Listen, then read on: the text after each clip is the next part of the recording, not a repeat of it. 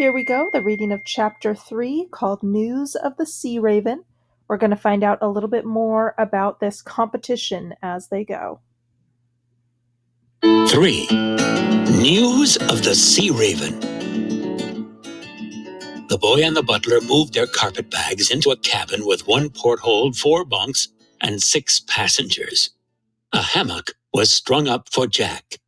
Since Mountain Jim preferred to sleep on the floor, with his yellow bobcat cap for a pillow, there was room for all. Shucks. He smiled. If I was to sleep in a bed, I'd think I was sick.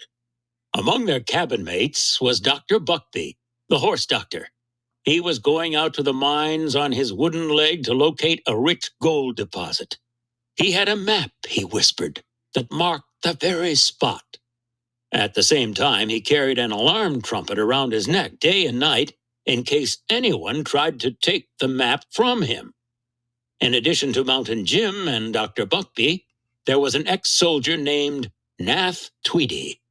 He still wore his forage cap and hickory shirt and kept his rifle and bayonet propped in a corner of the cabin. Finally, there was Mr. Azariah Jones, a jolly Yankee trader who was as big as the cabin was small. As Jack was soon to discover, Mr. Azariah Jones could squeeze through the cabin door only by holding his breath. He said he weighed 300 pounds. Barefoot and bald-headed. It amused Praiseworthy that the Yankee trader had unwittingly provided Jack and himself with their accommodations in the hold. The 18 barrels of potatoes belonged to Mr. Azariah Jones, who planned to sell them in San Francisco. When all these passengers were in the cabin at one and the same time, it seemed to Jack that the walls would burst. At night, the chorus of snoring and snorting was a seagoing grand opera. Jack learned to fall asleep with his fingers in his ears. When a good wind was blowing, the Lady Wilma spread her sails and saved fuel. Day by day, the sun grew more fiery. Soon there was hardly a breath of air left on shipboard. The canvas hung limp and dispirited from the yard arms. Tar oozed from between the deck planking and dripped from the rigging. But with her machinery clanking, the ship went thrashing on, digging her stout bows into the equator. Wherever Jack went, Good Luck the pig came trotting at his heels. When Jack stretched out under the stern boat to add a few words to his letter, the porker found him and nuzzled into the shade beside him. Jack refused to scratch his back. I told you yesterday, he said. He must be stern. You'd better stop following me. We've got to stop being friends, you and me, sir. I've made up my mind. If pigs were so smart, they wouldn't eat so much. See how fat you're getting. Don't you know you're going to end up in the galley? Every time the cook sees you, he smacks his lips. Sunday dinner, that's what you are. Go away, sir. But the porker merely nudged Jack's elbow lovingly with his black snout. I told you, I'm not going to scratch your back anymore. Let me be. There was no reasoning with the porker. He promptly fell asleep in the shade, and Jack gave a heavy sigh. There was no escape for the pig. Next week or the week after, the cook would come looking for him with a meat cleaver. Jack put it out of his mind and let the porker sleep. For a moment he watched the flying fish, startled by the crash of paddle wheels, leap through the air like arrows shot from the sea. Then he wrote, I take pen in hand again, dearest aunt and dearest sisters, to tell you of our adventures to date. But first, I will say that you would hardly know me these winter days.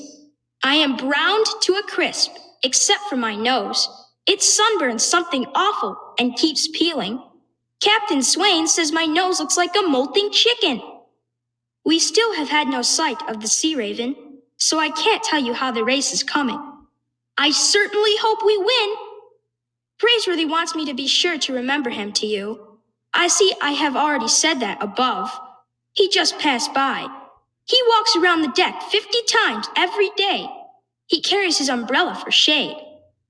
Hoping you will not worry, I will confess that we had a certain misfortune at the outset of our voyage. But all is well now. I have already mentioned the judge who rolls his own cigars. We took him for a gentleman, but that was an error in judgment. He is a desperate scoundrel whose name is Cut-Eye Higgins. Imagine! But he was no match for Praiseworthy. I can tell you now that Mr. Cut-Eye Higgins had stolen our money. We had to work off our passage at the coal bins. We never complained, not once. Praiseworthy says that if it weren't for me, we might never have trapped Mr. Cut-Eye Higgins. But it was really the other way around. Praiseworthy never takes credit for himself. All I did was take Good Luck to the bunkers with me, where he got covered with coal dust. That put the idea in Praiseworthy's head. Someday, when we sail back to Boston with our pockets full of gold nuggets, I'll tell you more and make you laugh. But you will be glad to know that Mr. Cut-Eye Higgins spends his days at the fire below decks, while we have our rightful cabin. We thought we would never find the rest of our money, which the thief had hidden.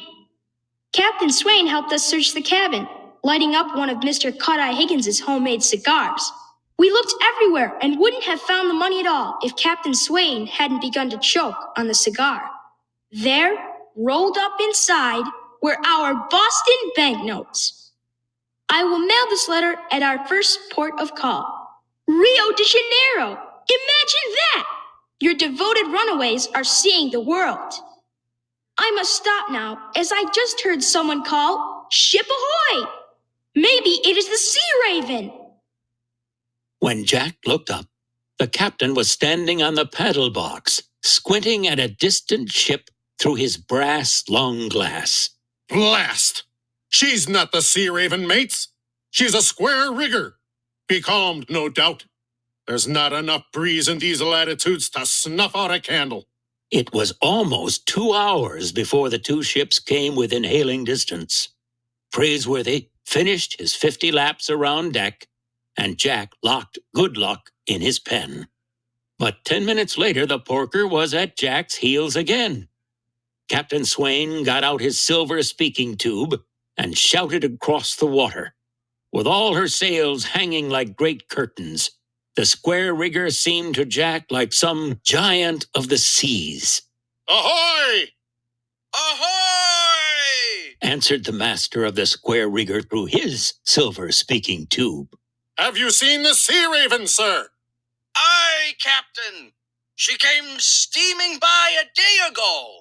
Captain Swain lowered the speaking tube from his lips long enough to say, Blast! The voice from the square rigger floated across again. Can you give us a tow, Captain? What's that? I've been becalmed for a week. We're 36 days out of New Orleans and bound for California. Fever has broken out below deck, sir. The Sea Raven turned her back on us and ran. I beg you, sir, give us a tow until we catch a wind to make port. Jack, standing on a capstan, could tell that Captain Swain was about to order full speed ahead. But now he could be seen pacing back and forth on the paddle box, growling and grumbling to himself. Under the tropical sun, the brass buttons on his coat glowed like lumps of fire. Towing the square rigger would slow the Lady Wilma to a dogged crawl. Praiseworthy, too, under his black umbrella, watched the captain. Every gold seeker aboard seemed to be holding his breath, waiting for Captain Swain to make his decision. So here, the other ship that they've come across in the ocean is stuck. It hasn't been able to catch a wind, so it hasn't moved or been sailing at all in the last few days. So they're asking for the captain to use his boat to connect to their boat and pull it along or tow it with them until it catches wind and can start sailing on its own again. But if Captain Swain agrees to tow the boat, it's really going to slow them down and might put them behind in the race, which it sounds like they already are a day behind. So let's see what he decides. come to the aid of the square rigger could very well mean that the Lady Wilma might be put out of the race. She might never catch up with the Sea Raven. Captain Swain rubbed his plump nose. He cocked an eye at the sailing ship with her canvas hanging dead from the yards. Then he raised the speaking tube to his lips and shouted, Glad to help, sir. We'll throw you a hawser. There came a wild shouting from the rails of the square rigger where passengers and crew tossed hats in the air. Jack couldn't help being swept up in their joy and relief, and he told himself that the Lady Wilma might yet get back in the race. If Captain Swain didn't think of something, Praiseworthy would.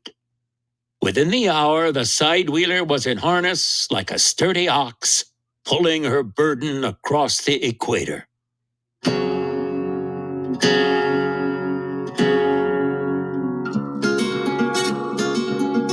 The great Southern Cross rose higher in the heavens. Jack's education proceeded without books. Praiseworthy borrowed Captain Swain's brass long glass, and at night, the sky became their textbook. They examined strange constellations and star clouds. It was a glittering landscape never seen overhead in Boston. Praiseworthy? Was my father anything like you? I mean... Nothing like me, Master Jack. They were silent for a moment. There were times when Jack felt a great emptiness, a loneliness, that not even Aunt Arabella could dispel. Even if they should find no gold in California, he was glad to be traveling with Praiseworthy, to be sharing adventures and even misfortunes. Were you always a butler? Always. Jack brushed the hair out of his eyes.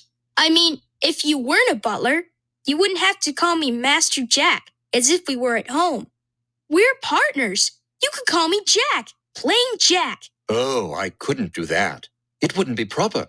No, indeed. But I like it just fine. We mustn't forget my position, Master Jack. But if we strike it rich, you won't have to be a butler anymore. Oh, I shouldn't like to be anything but a butler. Not for a moment. I was born to my calling, like my father before me and his father before him. It will please me to go on serving your Aunt Arabella. Look there, Master Jack. I believe that is the constellation of the Whale. A fine sight, isn't it?